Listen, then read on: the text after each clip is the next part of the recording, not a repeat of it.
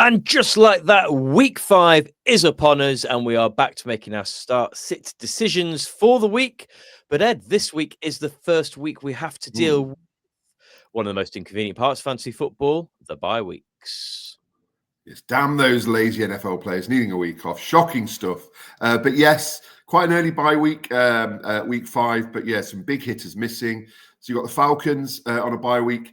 Penix might affect you, probably not widely dependent on, though, in one QB leagues. Bijan, obviously, Drake London and the resurgent Kyle Pitts might have left a hole in your team. Kyle Pitts. The Bears, obviously, Caleb Williams and Adunze are going to leave a hole. More if you're still relying on him, and maybe Swift is an empty flex spot. Packers, well, it's a week where you don't have to guess the relevant Packers wide receiver. Jordan Love, Josh Jacobs, Kraft are the biggest hitters will be missing. Steelers, we mentioned him in the other show. Kenny G, he was, of course, a hero. But if you got him on waivers, you won't be playing him this week. And DK Metcalf is probably the only big name that you're not going to be playing this week because he is on a bye. So looking at our starts for this week, then we're looking at that tier below the obvious starters and a few that you might need to plug in if you are struggling. And one or two of these are available on waivers. Not all of them, but a couple might still be out there for you. So starting off, Justin Fields with the Cowboys likely to score a lot of points. Is what they do at the minute. The Jets will have to keep up. Fortunately, the Cowboys are also quite prone to giving up a lot of points. The worst defense in the NFL, giving the most points to quarterbacks and wide receivers. I think he's a top 6 candidate this week, and it baffles me. He is only rostered in 69% of leagues. If you're looking ahead to the following week, he should be a player that you get in immediately on waivers, really, if he's available. So in fact, he's still out there. Go and have a look, because he might also be better than the other options you've got available. Monty, it was a sit last week because we weren't too confident about how we perform against that Browns defense. And as expected, Gibbs still got it done, but it just wasn't Monty's day. This week, Detroit have the Bengals. We're giving it the second most fancy points per game to running backs, 31. So I fancy Sonic and Knuckles to combine for 40-ish points this week. I think you'd probably be quite happy if they only got 40 points between them this weekend, wouldn't you? If they got 40 fantasy points, yeah, I'd be absolutely over the moon. I'm expecting about 4.8 million. Michael Pittman. So he surpassed 15 fantasy points in 3 of the first 4 games this season. And with Danny Dimes in form, Pittman has been able to find the end zone 3 times already. Target share just on 25%. And Tyler Warren really being the only other reliable pass catcher, it bodes well for him. The Colts will obviously rely on Jonathan Taylor. Why would you not when you have him at your disposal and he's in such good form? But Vegas are a pass funnel defense at the minute. They're allowing the 8th fewest fantasy points per game to running backs and the 3rd most to wide receivers. I'm not going to say sit Jonathan Taylor at all. That would be stupid. But maybe cap what you expect from this week, and maybe we might see that uptick for Pittman possibly.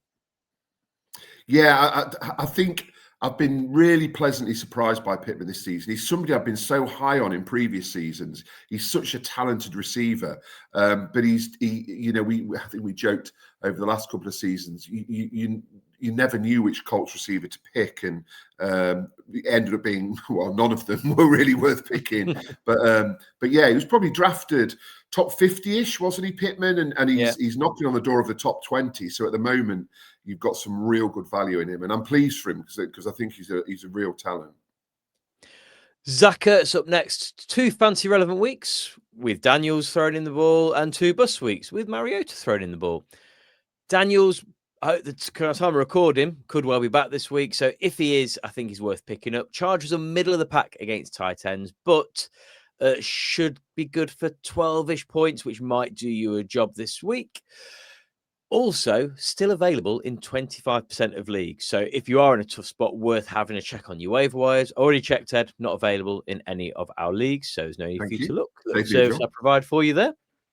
Jackson Dart, rushing quarterbacks, the fancy cheat code we all adore. And we've just got another one fresh in the form of the Giants QB. He ran for 54 yards and a touchdown last week. If he can average 40-ish rushing yards a game, potentially pick up a score here and there, you only need around 150 passing yards and a touchdown to put him into QB1 numbers.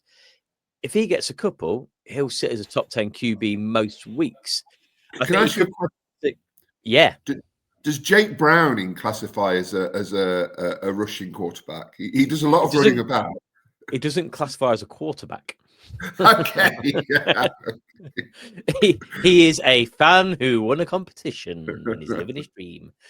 I think with Dart, we will be probably waxing lyrical about from a fan's point of view and then scratching our heads sometimes, although he looked good in his debut. And that was a solid LA Chargers defense as well. Now we get to New Orleans Saints, who are not great.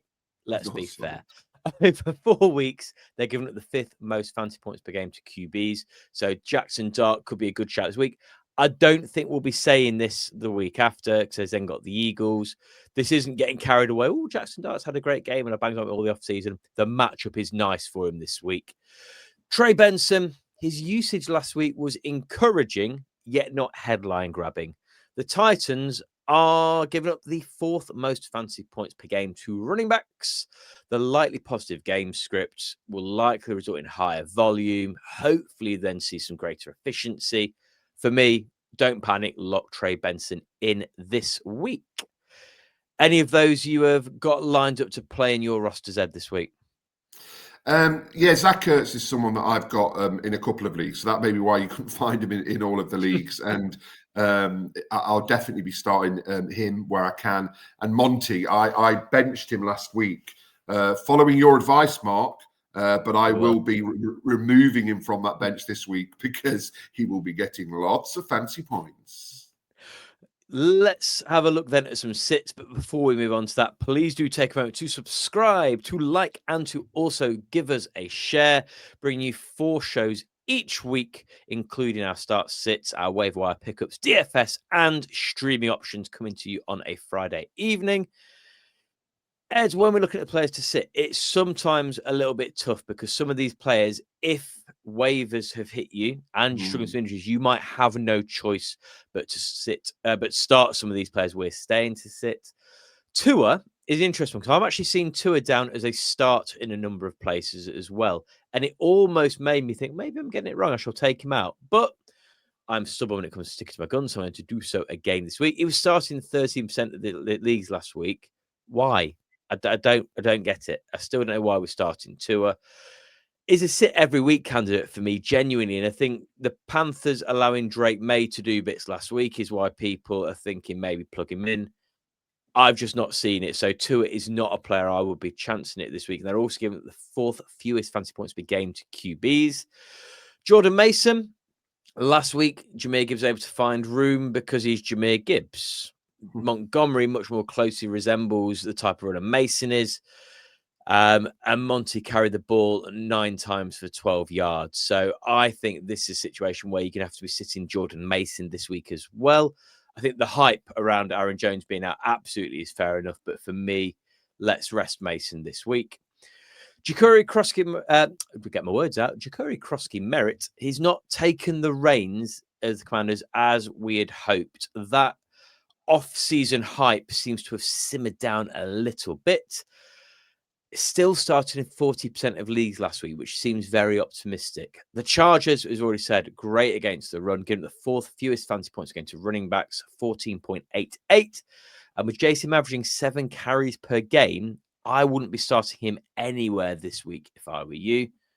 Some really good news from an injury point of view. We are over the moon to see Chris Godwin back. It was really encouraging to see what he was able to do last week. But 10 targets in his first game was great. 3 receptions for 26 yards was not. That is not a slight on Chris Godwin. To come back after the injury that he suffered and do what he does is amazing. He's going to take a few weeks to hit stride again. And he's also going to have to compete with targets for Egbuka. And adding to that, the Seahawks are conceding the 3rd fewest fantasy points per game to wide receivers. I think I'm still plugging in Egbuka because he's getting the work and he'll probably get you where you need him to get you. But Godwin, I don't think I'm ready to return to lineups just yet. Am I being overly cautious with that, though, Ed? I mean, possibly. I'll talk a little bit more about the Seahawks and the Bucs game later because it's my game of the week. But Yeah, Godwin. I don't know with Godwin. I can see what you mean in his stat line last week. Wasn't a Godwin-esque stat line. I would not be surprised to see him pop up with a touchdown this week at all. And I wouldn't be surprised if he became the top target ahead of Egbuka. But yeah, maybe if you've got other options, I'd be a bit wary of plugging him in. But once again, it could well be in a situation where he is your clear option. You're going to stick with that. And that's the same for Hunter Henry. Tight end is always problematic, as we well know. So he may well be your best option. But the Bills are giving up the second fewest fantasy points per game to tight ends, just 5.38, and have only allowed 9 receptions to tight ends in 4 games. It was the exact reason Javon Johnson was our sit of the week last week, despite his phenomenal start to the season, and they kept him quiet. So if you can pivot away from Hunter Henry, this is a week to do so. And finally, Evan Engram. This is different, I think, for me. So I'm saying, Hunter Henry, if you've got Evan Engram, look for other solutions this week for me. He couldn't do it against the Bengals, given the most fantasy points per game to tight ends. That stat improved because of Engram last week. He won't do it against the Eagles if he didn't do it against the Bengals, who are conceding the third fewest fantasy points per game, 5.93. Getting benched, and this is coming from a show that was very much on the Evan Engram kind of momentum, potentially dropped at this point, if I'm being really honest. He is one of the biggest conundrums so far for me. I mean, I know conundrums. yeah, we don't do other words similar to that on this show.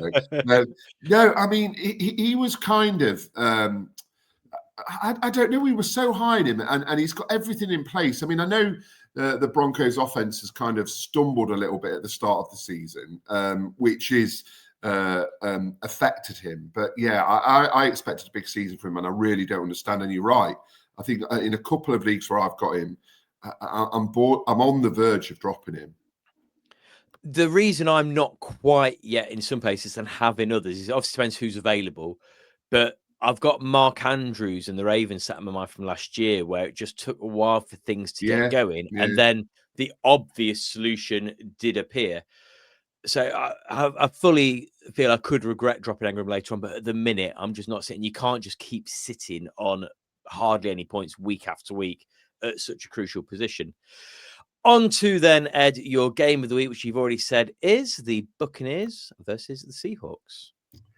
A game from the late slate on Sunday. Hopefully, it will distract me from the massacre that will take place at Paycor Stadium. I mean, you can see the picture on the screen is from the 40-34 Classic won by the Seahawks in 2019. We'd love a repeat of that.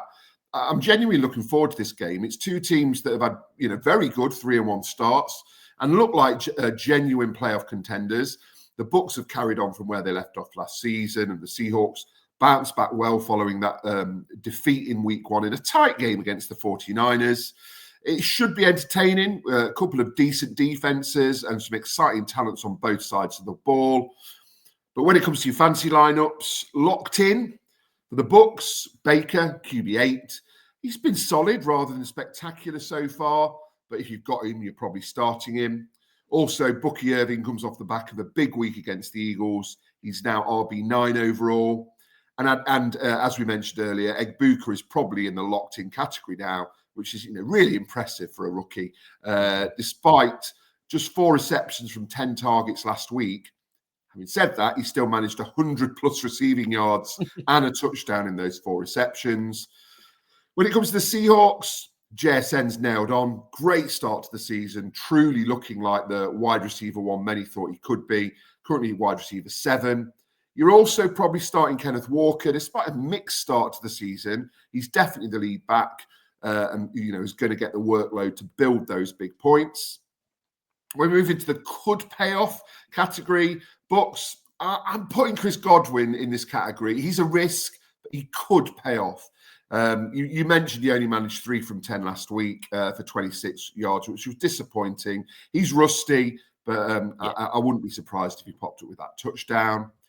Seahawks, your mate, Sam Darnold. I think he after a horrible week 1, he's been steady and seems to have a fairly solid floor. You're never going to expect big points, But if you've got no better option, then you can have some confidence slotting him in.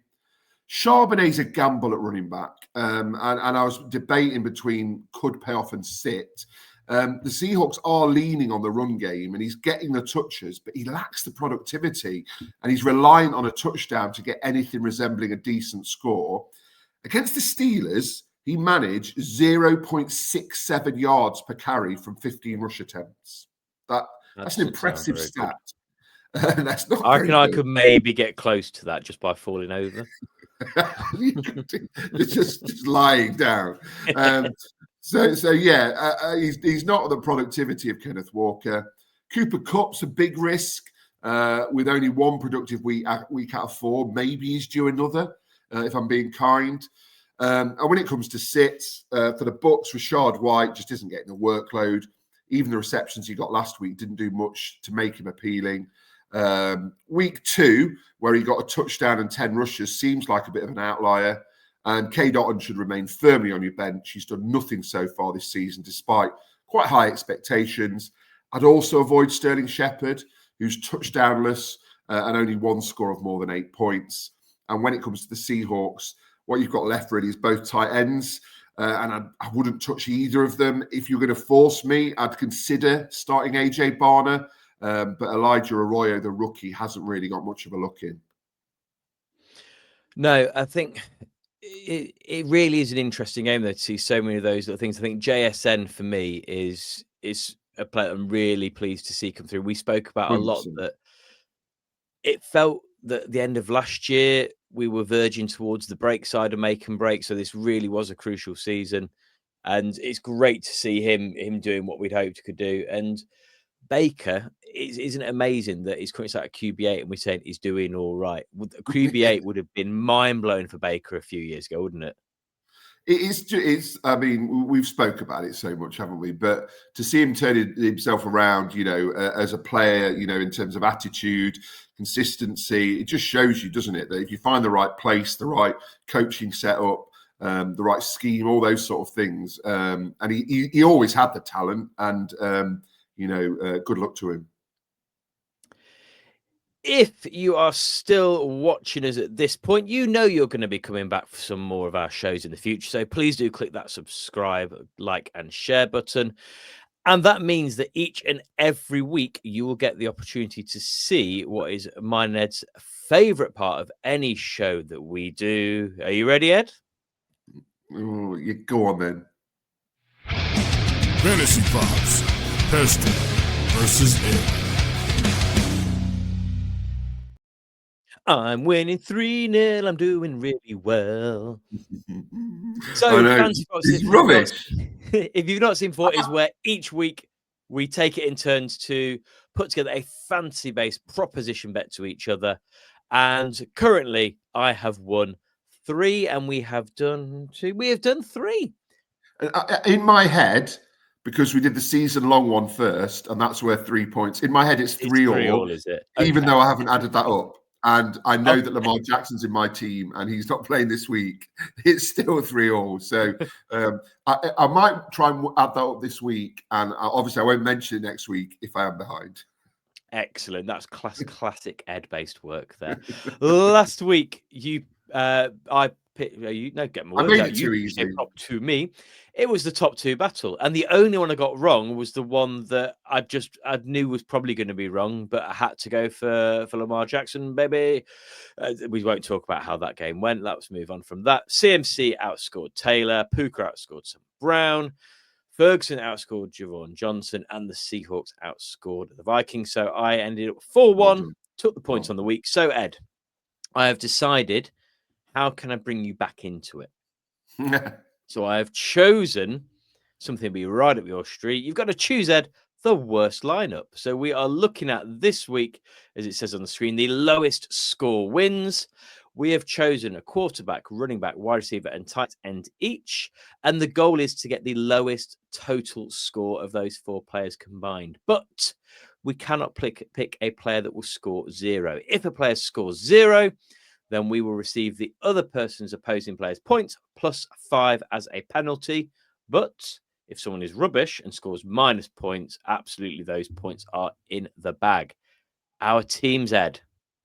Do you want to go through yours first? I will go through mine first. Yes. So easy for me at quarterback, Jake Browning. He's been QB 29 and QB 32 the last 2 weeks, and there'll be no improvement against the Lions. So I'm very confident in that.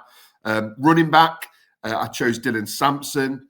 He got 0.2 in week 3 and minus 0.2 last week. I'd be happy with either of those scores. Wonderful symmetry. At wide receiver, Xavier Hutchinson is relentlessly underwhelming, low scoring and dropping. Week 1, 5.5, 2 receptions. Week 2, 4.9, 2 receptions. Week 3, 4.6 and 3 receptions. And last week, 3.7 and 2 receptions. So lots of tiny little receptions. Well, lots, 2 a week. And I'd take that. And then Gunnar Helm, the Titans, has had a highest score of 5.7, and his other 3 scores have been between 2 and 3. He's guaranteed a short catch or 2. I mean, overall this season, he's caught 7 of 8 targets. So he's very consistent, but for just 64 yards. So I'm fairly confident in that little team being, very, very, very, very, not rubbish necessarily, just very, very under the radar, boring, not many points. I've gone the exact same way you did. I've tried to get a little bit of joy if and when Cooper Rush stinks up the place. So I've gone for Cooper Rush will be starting in place of Lamar Jackson this week. A similar theme, looking at players that are eternally underwhelming. Devin Singletary does a little bit of hardly anything every single week. So 0.9, 1.0, 1.1, 2.8, big score last week. So hopefully he will continue to do very little. You did want Sampson, but we agreed that because I chose him, you had to replace because it was your prop. Yeah, it was. Unfortunately, it wasn't too difficult to choose Singletary to take up the mantle of someone in there. Brandon Cooks, we're really sad in the off-season that he will know. We said that when we mentioned him on our off-season show that it was just the last time to ever mention him in a fantasy perspective. And then I thought he will be relevant here when it comes to doing very, very little. So I've got Brandon Cooks. And then finally, Mitchell Evans. He had a good game, 11.3 plus 9 to 12 last week. But before that, he is such a reliable one reception only guy that hopefully he will get that done for me as well. So we will total those scores up. We will see who has the lowest total. And then we will celebrate our mediocrity with a point next week when hopefully I will go 4-0 Ed. I hope not, obviously, but the last 2 years of this, that's the way it's gone. Year before last, it was you. Last year, it was me. Looks like it's your year again, but maybe I need to be more optimistic. Yeah. Well, tell you what, let's get some optimism with your predicting of the future with Sunday Night Bet Club. And before I show the bet on the screen, do you want to explain why your bet is so self-deprecating? Well, I'm kind of just like fed up, like really fed up with the Bengals. Like obviously, the Vikings was horrible, and then the Broncos was just even worse. They just didn't look interested. You thought they'd be fired up, but like you see, like even Jamar and T. Higgins and like laughing on the sidelines. It's like, what are you playing at? So I'm just really, really fed up with the Bengals. I mean, I'm kind of over it now. I'm not mad. It sounds like I'm locked into a kind of 2-15 season, and I'm starting to look at who are the top 10 draft prospects for next year. So who we might get in the draft, but they'll probably mess that up.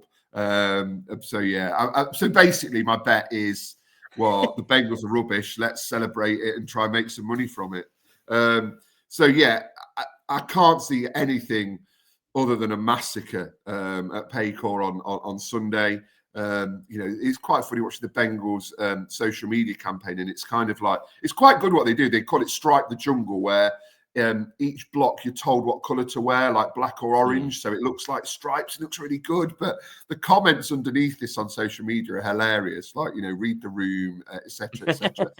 But anyway, so I'm going all in on the Lions to do everything. So if your betting app of choice is stupid enough to let you put a bet on like this, then go for it.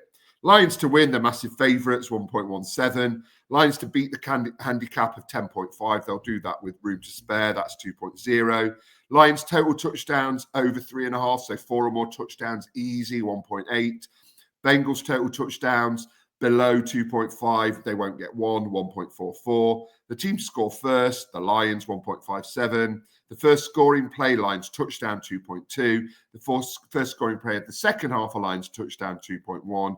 That is an absolute guaranteed bet to come in. That will, the Bengals are going to be appalling again. So that's 44. So, if you put a tenner down, I might just bet my mortgage and then I'll get thousands and thousands of pounds. But £10 would return you £440. Basically, if you're you might not do that bet, but if you're building a bet this weekend, get lots and lots of Lions positive and Bengals negative things in there.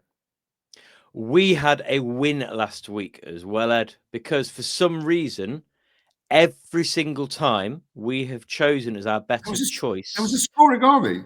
A scorigami. So this is the 5th time over the last 4 years we've put a scorigami bet in the show. And the 5th time it has come in that week. What was the scorigami? Cowboys scorigami was 40 all was a scorigami. No way. There's never been a 40 all before. Brilliant stuff. So I'll pick that again next year. That is as guaranteed as any bet seems to be at the minute. 5 times we've played it. 5 times it's come in. So from my £10, Ed, I got myself back £150 that we can spend on sweets. So, final part of today's show then is Thursday Night Football. If you're watching this after Thursday, then feel free to finish up and go and watch some of our other shows. But 49ers Rams, a game line of 47.5, and the Rams are 6-point favourites. Both are 3-1, and both were happy with their starts. I wouldn't have guessed at the start of this season. There was so much kind of worry about the Rams, worry about Stafford, worry about has Adams still got it. So the fact that the Rams come into this 3-1 and 6-point favourites is better than they would have been expecting a few weeks ago. They've played each other 152 times, and the 49ers have the edge with 78-71 and 3 draws record. But the Rams can make this 4 wins in a row against the 49ers if they win this Thursday. The 49ers are all injured. The Rams are all exceeding expectations. So from a fantasy perspective, there is a lot to look at here. Locked-in players. Kyren Williams for the Rams hasn't been at his peak, but he's still starting him each week. He's still doing you enough to not want to drop him. Nakua and Adams, they won't leave your lineup except for bye weeks and injuries at this point. And it's great to be seeing Adams firing on all cylinders again. Such a great pairing in the NFL. Lewis Wood said in our preseason show that for him, they were going to be one of the wide receiver pairings of the season. And it's been exactly right so far. Definitely not Rams bias or pure analysis, I think, there from Lewis. 49ers, CMC, obviously. Can you remember in week 1 when people wanted to get rid of him because he was going to be a bust pick again? Everyone was so cross that he might possibly have a little calf strain. RB1 of the week, that's not worked out too bad for PPR. And Brock Purdy will be in the start too. With injuries and buys, if you've got him, you're likely going to be playing Brock Purdy this week. Could pay off. Tutu Atwell, I imagine, is going to be higher rostered than we've seen in previous weeks and previous seasons. Is not for me, though. Don't let that 15.80 fantasy point score from last week deceive you. That was 1 reception for 88 yards and touchdown. We call that efficient, but it's also quite high risk to go chasing that. 49ers, Ricky Pearsall has dropped down to me just because struggling with that knee injury, a short week, even if he is in, is he going to be at full? Once again, you might need to start Ricky Pearsall. I can see a case for that, but potentially temper expectations and keep an eye on the injury report as well. Jake Tongs may be the only receiver you can bank on at tight end, but this is just a tough spot to work out where to go for anyone receiving the ball outside of CMC. Looking at the 49ers in the system, so Bourne, Robertson, MVS, or more. If I could put one of these 4 players will get a touchdown bet on, I will put it here. Who it's going to be, not a clue. It just seems like it's going to be a game where one of them is going to have to catch something in the end zone for the 49ers to keep in. For the Rams, Blake Corum he's probably going to be a DFS gamble here and there and hope for a touchdown. And I really hope to see more of him as the season goes on. But you're not starting him at the minute. And Jarquez Hunter, we've not seen anything from yet. Hopefully, we get to mention him as the season goes on as well. But a tasty game for Thursday Night Football. We won't see that live over here in the UK. So I'm looking forward to watching the highlights of that on Friday after work. But that wraps up week 5 preview. Ed, anything else we've not mentioned you're looking forward to seeing this week? Other than the stripes for the Bengals, obviously, in the crowd? That'll be exciting. Yeah, and the first London game. It's not a great lineup on paper, but it's an extra game. It's nice. I enjoyed Vikings Steelers last weekend, and then only just over a week, 10 days till we get to go to London to watch a game, which is very exciting. So for those of you in the US listening, please do remember there's that London game on, because you had the suffering that we have for the late slate of finding out someone is out when you're looking at your lineup. So check that lineup before you go to sleep, and hopefully there are no surprise Jalen Warren-esque shockers when we get into that game. Well, that is all from me, Ed. Have you said everything you wish to say? Yeah, I'm all done. We will see you in a couple of days for our streaming show and then DFS on Saturday. But that's all from us. So bada bing, bada bye. Malcolm, take us home. You have been listening to the team from TH Fantasy Football. For more content, follow TH_fantasy_NFL on Twitter and Instagram.